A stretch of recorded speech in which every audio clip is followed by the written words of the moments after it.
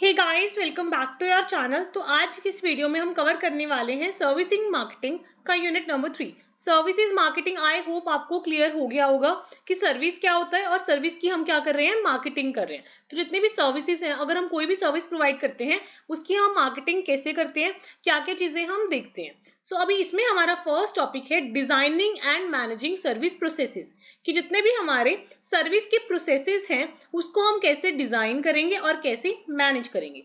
बहुत ही ज्यादा easy topic है, आपको बहुत ही मजा आने वाला है टॉपिक्स पढ़ने के लिए। कुछ भी लर्न नहीं करना है, जस्ट सुनते चलो ताकि आपका एक बार आपको क्लियर आइडिया लग जाए कि आपका एक्चुअल में सिलेबस है क्या सर्विसेज मार्केटिंग का।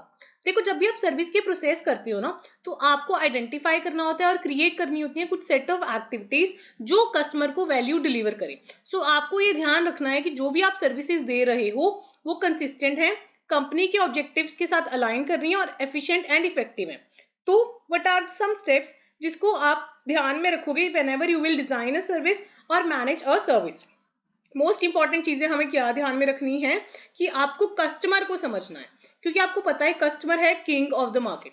तो जब तक आप कस्टमर को नहीं समझोगे तब तक आप उसकी नीड या एक्सपेक्टेशंस के अकॉर्डिंग उसको सर्विसेज प्रोवाइड नहीं कर पाओगे। सेकंड, आपको क्लियरली डिफाइन करना है कि आपका क्या सर्विस का प्रोसेस है, मतलब क्या क्या आप एक्टिविटीज करोगे, क्या चीज आप इनपुट में डालोगे और क्या आप आउटपुट दोगे कस्टमर को। उसके बाद आपको ये भी ध्यान रखना है कि आप रिसोर्सेज कौन कौन सी लगा रहे हो, क्या क्या आपको टेक्नोलॉजी चाहिए, क्या मटेरियल्स चाहिए, कैसे लोग चाहिए जिनके पास प्रॉपर स्किल्स हैं। उसके बाद जब आपको आइडेंटिफाई कर लोगे अपने रिसोर्सेज को, उसके बाद आप अपने रिसोर्सेज को एलोकेट करोगे ताकि आप सही लोगों से सही काम करवा सको और लोग आपके साथ जुड़े रहें, आपकी ब्रांड की वैल्यू इंक्रीज हो। उसके बाद जैसे आप स्किल्स परफॉर्म करोगे उनको आप कंटिन्यूसली मॉनिटर करोगे एंड मेजर करोगे और की परफॉर्मेंस इंडिकेटर्स देखोगे, कोर एक्टिविटीज का भी ध्यान रखोगे और सप्लीमेंट्री एक्टिविटीज का भी ध्यान रखोगे। उसके बाद अपनी सर्विसेज में कंटिन्यूसली इंप्रूवमेंट करते रहोगे। अगर आपको लगता है कि कोई कमी है उसमें कंटिन्यूसली आप चेंजेस करते रहोगे। सो ये हमारा फर्स्ट टॉपिक था designing and managing service processes. एक ना जर्नी टू सक्सेस का ना मुझे जो चैनल का लोगो है वो चेंज करना है। सो अगर किसी ने बहुत ही अच्छा कोई लोगो बनाया हो जर्नी टू सक्सेस के लिए तो आप मुझे वो टेलीग्राम चैनल पे शेयर कर सकते हो। अगर मुझे किसी का डिजाइन अच्छा लगेगा so I will change the logo of the journey to success channel. ठीक है, I will be very grateful कि अगर कोई ये थोड़े से एफर्ट्स करके मुझे उसका लोगो बना के देता है। ठीक है, so our next topic is service process redesign. Service process redesign, अब ये टॉपिक इंपॉर्टेंट है इस यूनिट में से और इसके आने के भी बहुत ज्यादा चांसेस हैं। अब आपको ना नाम से ही क्लियर होना चाहिए, रीडिजाइन।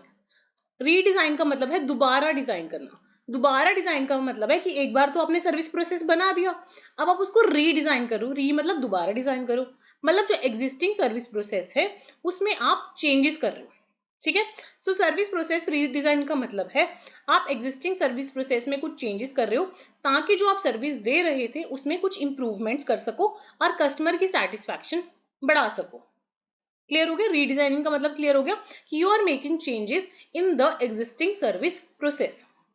सबसे पहले अगर आप चाहते हो कि अगर आप अपनी एग्जिस्टिंग सर्विस को रीडिजाइन कर रहे हो, मतलब उसमें चेंजेस कर रहे हो, तो क्या चीजें आपको ध्यान में रखनी है। सबसे पहले अगर आप रीडिजाइन कर रहे हो तो कोई नीड भी होनी चाहिए, ऐसे नहीं वैसे ही आप रीडिजाइन करने बैठ गए, तो कोई नीड भी होनी चाहिए। अब फॉर एग्जाम्पल मैंने आपको बोला कि मुझे जर्नी टू सक्सेस चैनल का लोगो चाहिए, तो मुझे लग रहा है कि यार मुझे लोगो चेंज करने की जरूरत है, अभी वो मुझे लोगो इतना पसंद नहीं आ रहा चैनल का, सो मुझे नीड फील हो रही है, इस वजह से मैं उसको रीडिजाइन करवाना चाहती हूँ। ठीक है, उसके बाद define the new process. New process मैंने आपको बता दिया कि आप ऐसे ऐसे करोगे, मुझ के साथ मेरे साथ शेयर कर देना। तो आपने डिफाइन कर दिया नया प्रोसेस कि उसको हम रीडिजाइन कैसे कैसे करेंगे, क्या क्या इनपुट्स चाहिए, क्या क्या आउटपुट्स चाहिए। जैसे अभी मेरे को जर्नी टू सक्सेस लिखा हुआ होना चाहिए पर मुझे इसका बैकग्राउंड वगैरह या कलर कॉम्बिनेशन और चाहिए। उसके बाद मैं इन्वॉल्व कर रही हूँ स्टेक होल्डर्स को, मतलब आप सारे मेरे स्टेक होल्डर्स हो, मैं सर्विस प्रोवाइड कर रही हूँ आपको एजुकेट करने की, तो मैं आप सबको इन्वॉल्व कर रही हूँ कि अगर आपके पास किसी के पास अच्छा डिजाइन है आप मेरे साथ शेयर कर सकते हो। वही चीज है कि इन्वॉल्व कर रहे हैं हम स्टेक होल्डर्स अपना, हमारे कस्टमर्स को, हमारे इंप्लॉयज को, कि इंश्योर करें कि मैं आप सबकी नीड्स को मेट करूँ। उसके बाद उन चेंजेस को इंप्लीमेंट कर दूंगी। ऑब्वियसली अगर मुझे लोगो पसंद आ जाएगा मैं उसको इंप्लीमेंट कर दूंगी और उसके बाद मॉनिटर करूंगी एंड मेजर करूंगी परफॉर्मेंस। अगर मुझे फिर कभी जाके लगेगा हाँ मुझे फिर चेंज करने की जरूरत है, then I will continuously keep improving. तो ये तो जनरल, वैसे मैंने एक नॉर्मल एग्जांपल लेके बताया, आप इसको सर्विस के कंटेक्स्ट में लेके बनाओगे कि सबसे पहले अगर आपको रीडिजाइन करना है आप उसकी नीड देखोगे, देन नया प्रोसेस तय करोगे, देन इन्वॉल्व करोगे वेरियस स्टेक होल्डर्स को, देन इंप्लीमेंट करोगे चेंजेस को, एंड उसके बाद मॉनिटर एंड मेजर करोगे performance and then continuously improve करते रहोगे. So by following this steps you can redesign the service process. Okay, so इस वे से आप अपनी जो सर्विस है उसको डिजाइन करके कस्टमर की सेटिस्फैक्शन को बढ़ा सकते हो. ठीक है, तो ये टॉपिक क्लियर हो गया. Next is customer misbehaviour. Customer misbehaviour ये हमारा नेक्स्ट टॉपिक है. कस्टमर मिसबिहेवियर का मतलब ये होता है सर्विस मार्केटिंग में कि any behaviour by customer that violets the social norms या डिस्टर्ब कर रहा है आपका सर्विस प्रोसेस या फिर हार्म कर रहा है सर्विस प्रोवाइडर और अदर कस्टमर को. तो कस्टमर क्या कर रहा है, मिसबिहेव कर रहा है, जिसकी वजह से जो अदर कस्टमर्स हैं वो भी उनको भी नुकसान हो रहा है, सोशल नॉर्म्स को भी वायलेट कर रहा है, आपके सर्विस प्रोसेस को भी वायलेट कर रहा है. Some common forms of customer behaviour are, for example कोई वर्बल अब्यूज कर रहा है, फिजिकल अग्रेशन दिखा रहा है आपकी प्लेस पे, आपके रूल्स फॉलो नहीं कर रहा है, थेफ्ट कर रहा है, वैंडलिज्म कर रहा है. सो ये कुछ एग्जांपल्स हैं कस्टमर मिसबिहेवियर की, कि गाली वगैरह निकाल रहा है या एग्रेशन दिखा रहा है, जिसकी वजह से बाकी लोग भी डर रहे हैं यार ये कैसा एनवायरनमेंट है, मुझे आगे से इन लोगों के पास नहीं जाना सर्विस लेने. सो सर्विस प्रोवाइडर्स को ये हमेशा ध्यान रखना है कि अगर इन केस कोई कस्टमर मिसबिहेव करता है सो उनको उनके साथ कैसे टैकल करना है.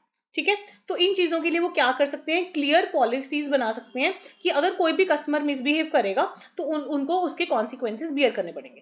फॉर एग्जाम्पल आपका हेयर सलून है, आप देख रहे हो यार वहां पे कैसा कल्चर है, लोग आके स्मोकिंग कर रहे हैं, सो आप क्लियरली लिख सकते हो smoking is not allowed, otherwise it would be punishable. So आप क्लियरली एक्सेप्टेबल बिहेवियर मेंशन कर सकते हो. उसके अलावा ट्रेन कर सकते हो अपने इंप्लॉयज को कि अगर कोई कस्टमर आके मिसबिहेव करता है तो उसको कैसे हैंडल करना है. ठीक है, next address the root cause. आपको हमेशा रूट कॉज पता करना है कि क्या कोई बंदा है जिसकी हमारे साथ पर्सनल प्रॉब्लम है, वो आके ऐसे कर रहा है. सो रूट कॉज करना है कि उसका रूट कॉज जब आप फाइंड कर लोगे तो उस रूट कॉज को आप रिजॉल्व करने की कोशिश करोगे. ठीक है, उसके बाद you can use the technology. आपको पता है कि लोग यहाँ पे आके ऐसे ऐसे करते हैं, you can use the cameras कि अगर ऐसा कुछ होता है तो आपके पास एक एविडेंस हो जाता है कि अगर आप उसकी पुलिस में रिपोर्ट लिखवाते हो या कुछ भी लिखवाते हो, you can use the technology in your favour. ठीक है, and you can also take the legal remedies, क्या फिर उसके बाद उसकी मिसबिहेवियर के रिगार्डिंग लीगल सॉल्यूशंस ले सकते हो. फॉर एग्जाम्पल किसी ने थेफ्ट किया है, सो आपके कैमराज में रिकॉर्ड हो गया, सो आप उसके अगेंस्ट लीगल एक्शन भी ले सकते हो. सो कस्टमर मिसबिहेव करता है तो उसका हमारे पास कैसे रेजोल्यूशन लेगा कोई भी सर्विस प्रोवाइडर, उसके मैंने यहाँ पे कुछ मेंशन कर दिए हैं पॉइंट. तो सर्विस प्रोवाइडर्स को ये ध्यान में रखना है कि अगर कोई कस्टमर मिसबिहेव करता है तो उसको वो सीरियसली ले, और ये भी ध्यान रखे कि ये सब चीजें फ्यूचर में दोबारा ना हो. क्लियर पॉलिसीज रखे, इंप्लॉयज को ट्रेन करे, रूट कॉज फाइंड आउट करे, टेक्नोलॉजी को यूज करे, और अगर चाहिए तो लीगल रेमेडीज वो यूज कर सकता है, ताकि जो उसका सर्विस प्रोवाइडिंग इन्वायरमेंट है वो बहुत ही ज्यादा पॉजिटिव हो, इंप्लॉयज के लिए भी और कस्टमर्स के लिए भी. क्लियर हो गया. और next topic is balancing demand and capacity. अब आपको पता है सर्विसेज की जो डिमांड है वो बहुत ही ज्यादा वेरी करती है टाइम टू टाइम, और कैपेसिटी भी बहुत ही ज्यादा वेरी करती है. कई बार सलून्स क्या होते हैं, बहुत ही फुल होते हैं, आपका वेटिंग टाइम बहुत बढ़ जाता है.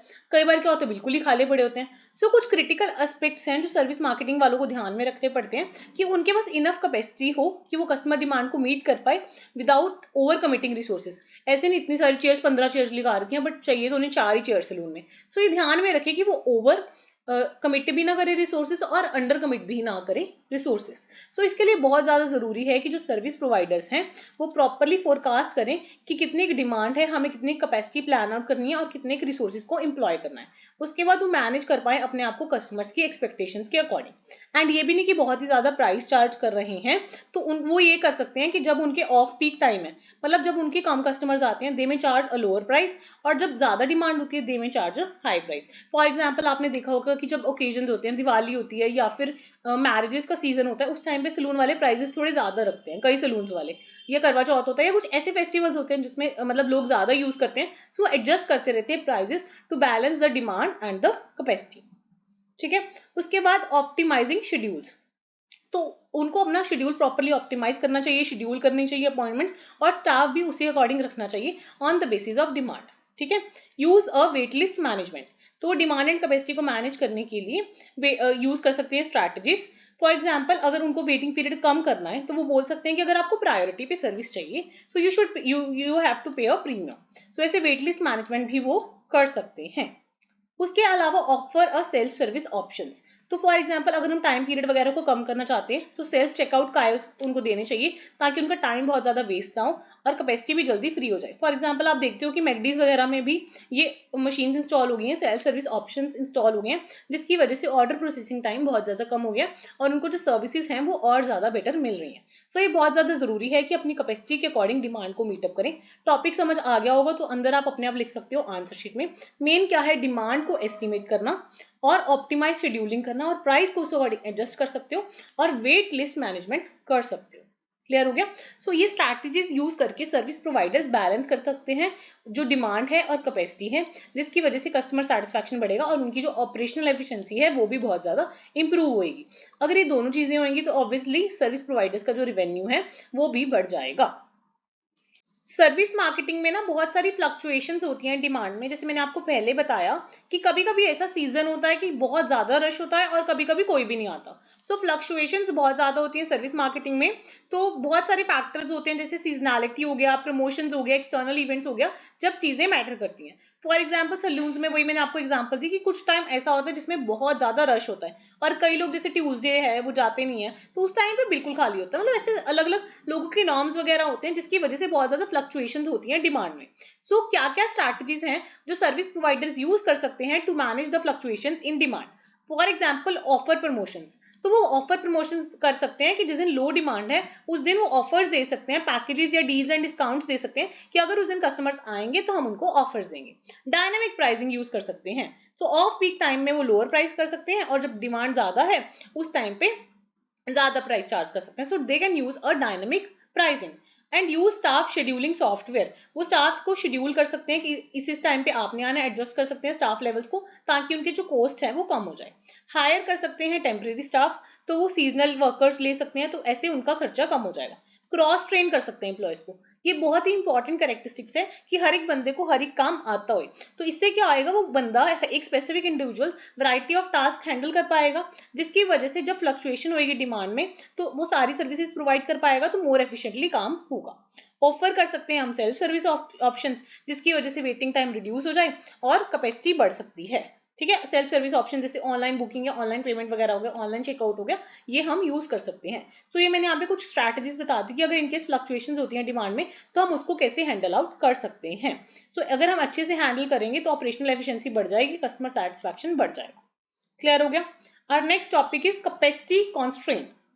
मतलब किसी भी सर्विस प्रोवाइडर के पास कैपेसिटी इतनी नहीं है क्योंकि उसके पास लिमिटेड रिसोर्सेज हैं। सो कैपेसिटी में प्रॉब्लम आ रही है तो क्या स्ट्रैटेजी सर्विस प्रोवाइडर यूज कर सकते हैं to manage the capacity constraints? तो भी उसके पास कैपेसिटी कम है तो वो क्या कर सकता है? नंबर 1, ऑप्टिमाइज कर सकता है रिसोर्स एलोकेशन, कि वो प्रॉपरली देख सकता है कि कहाँ पे रिसोर्सेज ज्यादा एलोकेटेड है, कहाँ पे कम एलोकेटेड है, तो वो बैलेंस आउट कर सकता है। सेकेंड, वो प्रायोरिटाइज कर सकता है सर्विसेज कि जिन सर्विसेज में उनको ज्यादा प्रॉफिट हो रहा है उनको, जिसमें उसको ज्यादा प्रॉफिट हो रहा है या ज्यादा प्रॉफिटेबिलिटी है उनको प्रायोरिटाइज कर सकता है और उसमें ही अपने रिसोर्सेज को एलोकेट कर सकता है। थर्ड चीज क्या कर सकता है? आउटसोर्सिंग। ये आजकल का ट्रेंडिंग टॉपिक है आउटसोर्सिंग। मतलब जो वो चीजें नहीं कर सकता वो एडिशनली कहीं और से आउटसोर्स करवा सकता है। ठीक है, इंप्लीमेंट कर सकता है क्यू मैनेजमेंट। ठीक है, तो रिजर्व अ स्पॉट वेटिंग लिस्ट, ऐसे ऐसी चीजें वो यूज कर सकता है कि अगर किसी को जल्दी काम करवाना है they can pay a premium. ऐसे क्यू मैनेजमेंट टेक्निक्स को यूज कर सकता है। एडजस्ट कर सकता है प्राइसिंग को कि ऑफ पीक आवर्स में कम प्राइसेस ले लिए, ऐसे एडजस्ट कर सकता है। एक्सपैंड कर सकता है अपनी कैपेसिटी एडिशनल रिसोर्सेज लगा के या फिर ओपनिंग करके एट अ न्यू लोकेशन, या फिर किसी से क्या कहते हैं इंस्टॉलमेंट्स में पेमेंट्स लेके, ऐसे ऐसे अलग अलग वेज हैं जिस वे में वो सर्विस मार्केटिंग की अगर उसकी कैपेसिटी कॉन्स्ट्रेंट्स हैं उनको कम करने की कोशिश कर सकता है या फिर अपनी रिसोर्सेज को इफेक्टिवली यूटिलाइज कर सकता है। ठीक है, क्लियर हो गया? नेक्स्ट है प्लान करना है हमें हमारा सर्विस का एनवायरनमेंट। मतलब जिस प्लेस पे आप सर्विस प्रोवाइड कर रहे हो वो प्लेस कैसी है ताकि लोगों को वहां पे जाके अच्छा लगे। सो आपको प्लान करना है कि जो आपका सर्विस एनवायरनमेंट है वो कैसा होगा। सो आपको पता है कि जो सर्विस मार्केटिंग है उसके लिए बहुत ज्यादा इंपॉर्टेंट है कि सर्विसिंग का एनवायरनमेंट कैसा है, क्योंकि कस्टमर के परसेप्शन पर, कस्टमर के एक्सपीरियंस पर बहुत ज्यादा इफेक्ट पड़ता है सर्विस एनवायरनमेंट का। ठीक है, इसमें हमें क्या क्या चीजें ध्यान रखनी है। सबसे पहले फिजिकल स्पेस। अगर आप कोई सर्विस लेने जाओगे तो आप सलून में विजिट करोगे या कोई भी वो जगह है वहां पे विजिट करोगे, फिजिकल स्पेस पे विजिट करोगे, आपको ध्यान रखना है वो अप्रोप्रिएट लोकेशन पर हो, उसकी डिजाइनिंग अच्छी हो, प्रॉपर डेकोरेशन हो, कंफर्टेबल वाली सीटिंग हो, प्रॉपर लाइटनिंग हो। अगर आपको भेजना है कोई पिंड से में सलून में आप नहीं जाओगे ना, तो आप ये ध्यान रखोगे कि जो फिजिकल स्पेस है जहां पे आप सर्विस प्रोवाइड कर रहे हो वो अच्छी हो। तो वैसे हेडिंग्स बना के, बहुत सारी सब हेडिंग्स बना के इसको बहुत अच्छा क्वेश्चन अटेम्प्ट करके आ सकते हो कि आप कैसे प्लान करोगे कि सर्विस एनवायरनमेंट कैसा है। फिजिकल स्पेस अच्छी होनी चाहिए। सेकंड, वहां का एटमॉस्फेयर अच्छा होना चाहिए, मतलब जहां पे आप सर्विस दे रहे हो वहां पे बहुत ही पॉजिटिव एटमॉस्फेयर होना चाहिए।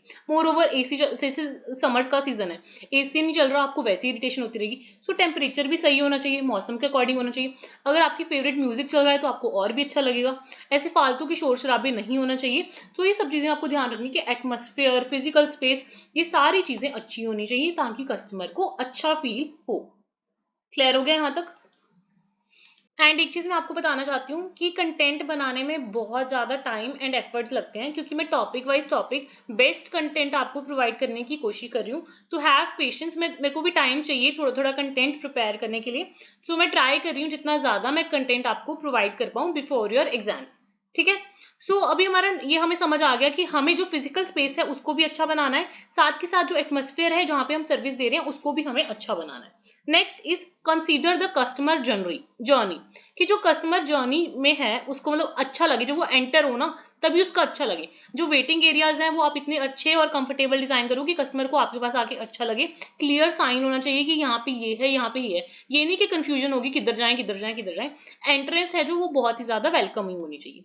और ये भी हमें ध्यान रखना है कि जो क्लीनिनेस है और हाइजीनिक कंडीशंस होनी चाहिए, प्रॉपर फैसिलिटीज होनी चाहिए, अच्छा इन्वायरमेंट होना चाहिए। आप टेक्नोलॉजी भी यूज कर सकते हो। फॉर एग्जाम्पल आप किसी सैलून में जाते हो, आपको पता है वहां फ्री वाईफाई है, तो आपको अच्छा लगेगा कि कोई दिक्कत नहीं आएगी। या फिर आप मोबाइल ऐप एक्सपीरियंस उनको दे सकते हो।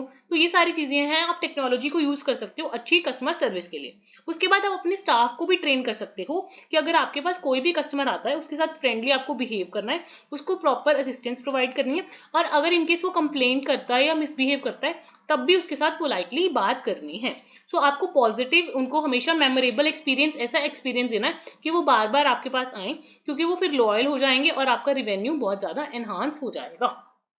ये हमने पढ़े कि कैसे आप सर्विस एनवायरनमेंट अच्छा बना सकते हो। ठीक है। नेक्स्ट है consumer responses to and dimensions of service environment. Service environment में कंज्यूमर कैसे रिस्पॉन्ड करता है, क्या क्या उसके रिस्पॉन्सेज हैं और क्या क्या डायमेंशंस हैं। मैंने आपको बताया कि सर्विस का एनवायरनमेंट बहुत ज्यादा जरूरी है। कैसे हम उनको अच्छा रिस्पॉन्स के लिए यूज कर सकते हैं। सबसे पहले अच्छी कंडीशंस देखें, एम्बियंट कंडीशंस, जहाँ पे लाइटनिंग अच्छी हो, नॉइज लेवल कम हो, टेम्परेचर अच्छा हो, जिसकी वजह से जो कस्टमर है उसका मूड अच्छा रहे। उसके अलावा जो आपकी प्लेस है वो बहुत ज्यादा स्पेशियस हो और अच्छे से प्रॉपर उनको इन्फॉर्मेशन मिल रही है। प्रॉपर साइन बोर्ड वगैरह हम साइन सिंबल यूज कर रहे हैं जिससे हम कस्टमर्स के साथ अच्छे से कम्युनिकेट कर पाए। उनके साथ जो इंटरेक्शन हो रही है हमारे स्टाफ की वो बहुत ही ज्यादा पॉजिटिव होनी चाहिए। वही सारे पॉइंट्स हमने इसमें लिखे हैं। और जो सर्विस की स्केप है, जहाँ पे सर्विस आप दे रहे हो वहां पे अच्छे अच्छे कलर्स, टेक्सचर्स और मटेरियल यूज होना चाहिए। मतलब जो प्लेस है वो बहुत ही ज्यादा फ्रेंडली होनी चाहिए, क्योंकि कंज्यूमर बहुत एकदम से रिएक्ट करता है सर्विस एनवायरनमेंट को देख के। हालांकि हर एक की जो इंडिविजुअल प्रेफरेंसेस हैं वो अलग अलग होती हैं, बट कुछ चीजें होती हैं जो सबको ही अच्छी लगती हैं। आप वो सारी डायमेंशंस को कंसीडर करके ऐसा एनवायरनमेंट क्रिएट कर सकते हो जिसमें कस्टमर की सेटिस्फैक्शन इनहांस हो जाए और वो वर्ड ऑफ माउथ से आपकी जो सर्विस वाली प्लेस है उसको रिकमेंड करे कि यार वहां पे जरूर जाना, वहां पे मुझे बहुत अच्छा लगा। वर्ड ऑफ माउथ से आपको रिकमेंड करे। नेक्स्ट है managing people for service advantage. आपको पता है कि आपको जो स्टाफ है उसको आप कैसे मैनेज करोगे ताकि आपको सर्विस एडवांटेज मिले। आपको पता है कि जब हम सर्विसेज प्रोवाइड करते हैं उस केस में ना स्टाफ बहुत इंपॉर्टेंट है, कि जो आपने लोग हायर करे हुए हैं, जो लोग सर्विसेज दे रहे हैं, वो बहुत ज्यादा क्रिटिकल फैक्टर है जो सर्विस एडवांटेज में आपकी हेल्प करेंगे, क्योंकि कस्टमर सेटिस्फैक्शन डायरेक्टली प्रोपोर्शनल है कि कैसे लोग वो सर्विस प्रोवाइड कर रहे हैं। आपको ये ध्यान रखना है कि आप right kind of people hire करो, जिनका स्किल सेट बहुत ज्यादा अच्छा है, जिनकी पर्सनैलिटी बहुत ज्यादा अच्छी है। आप प्रॉपर इंटरव्यूज वगैरह करवा के उन लोगों को हायर कर सकते हो। उसके बाद हायर तो अपने अच्छे इंप्लॉयज कर लिए, उसके बाद उनकी रेगुलर ट्रेनिंग भी आप करो। ठीक है, उनको प्रॉपरली ट्रेन करो, कोचिंग दो, मेंटरिंग दो कि कैसे उन्हें हाई क्वालिटी सर्विस को डिलीवर करना है। ठीक है। उसके अलावा आप क्या क्या कर सकते हो, आप एम्पावर कर सकते हो एम्प्लॉयज को कि वो डिसीजंस खुद ले पाए, वो खुद का काम समझ के उस काम को करें, ताकि उनकी जॉब सेटिस्फैक्शन भी बढ़े और जॉब पे एंगेजमेंट भी बढ़े। और साथ में आप उनको रिवॉर्ड्स भी दे सकते हो कि जो एम्प्लॉय अच्छा परफॉर्म करेगा उसको आप एक्स्ट्रा इंसेंटिव्स, एक्स्ट्रा पेमेंट्स दे सकते हो, star employee of the week, ऐसे ऐसी चीजें दे सकते हो जिससे वो मोटिवेटेड फील करें। अच्छा कल्चर डेवलप करो जिसमें उनके साथ क्लियरली आप बात करो, ठीक है। और उसके बाद हर एक एम्प्लॉय के आप परफॉर्मेंस को मेजर एंड मॉनिटर कर सकते हो, ताकि आपको आइडिया लग सके कि आप कैसे लोगों के साथ काम कर रहे हो। So managing people for the service advantage is very very important. Clear हो क्या? उसके बाद हमारा लास्ट टॉपिक आ जाता है सर्विस लीडरशिप एंड कल्चर। ये हमारा लास्ट टॉपिक है इस यूनिट का। ये बहुत ही इजी यूनिट था। आई होप मैंने आपको पूरी कोशिश की है कि ये यूनिट मैं आपको इजीली समझा पाऊँ। So service leadership and culture के बारे में जानेंगे। आपको हमेशा ध्यान रखना है कि सर्विस प्रोवाइड करते टाइम आपका फोकस क्या है, कस्टमर है। सो सर्विस लीडर बनना बहुत ज्यादा जरूरी है। Service leadership involves setting the direction and tone of the organisation, ठीक है। तो लीडर का मतलब है डायरेक्शन सेट करना, और on the other hand culture का मतलब है कि आपकी जो ऑर्गेनाइजेशन है उसके क्या वैल्यूज हैं, क्या बिलीव्स हैं और क्या बिहेवियर्स हैं, ठीक है। सो कुछ स्ट्रैटेजीज क्या हैं जिससे आप स्ट्रॉन्ग सर्विस लीडरशिप कर सकते हो और एक स्ट्रॉन्ग कल्चर बना सकते हो। देखो आपको लीडर बनना है, so you should lead by example. So आप ऐसा एग्जाम्पल लीड करो कि आप इतनी अच्छी सर्विसेज प्रोवाइड करो कि हमेशा जो कस्टमर्स हैं वो आपके टुवर्ड्स अट्रैक्ट हो। जो आपका विजन होना चाहिए वो हमेशा कस्टमर फोकस्ड होना चाहिए। जितने भी आप डिसीजंस लो कस्टमर ओरिएंटेड होके लो। सेकंड थर्ड है कि आप अच्छे से कम्युनिकेट करो, प्रॉपर उनको एक्टिवली सुनो, कस्टमर्स को प्रॉपरली उनको फीडबैक दो, और उनके जितने भी कंसर्न्स हैं उनको टाइमली और इफेक्टिव मैनर में हैंडल करो। जितने भी आपके एम्प्लॉयज हैं उनको आप एम्पावर करो, अच्छा कल्चर बनाओ, एक्सीलेंस का कल्चर बनाओ। और अगर आपको लगता है कि कोई भी चीजें करने की जरूरत है, कोई भी इंप्रूवमेंट्स की जरूरत है, वो आप रेगुलरली करते रहो। सो आपको एक अच्छा सर्विस लीडरशिप और कल्चर बनाना है ताकि आप अपने कॉम्पिटिटर से अलग दिखो और कस्टमर सेटिस्फैक्शन बहुत ज्यादा एनहांस हो जाए। सो मेन आपको इसमें ना अपनी तरफ से ही लिख के आना पड़ेगा, ऐसे कोई मॉडल्स हम नहीं कर रहे।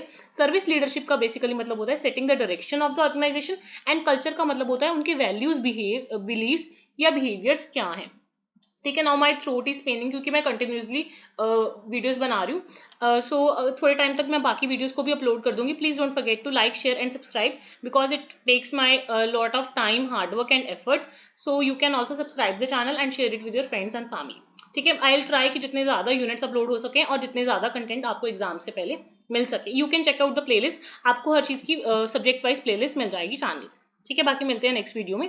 Till then stay tuned, stay healthy, bye.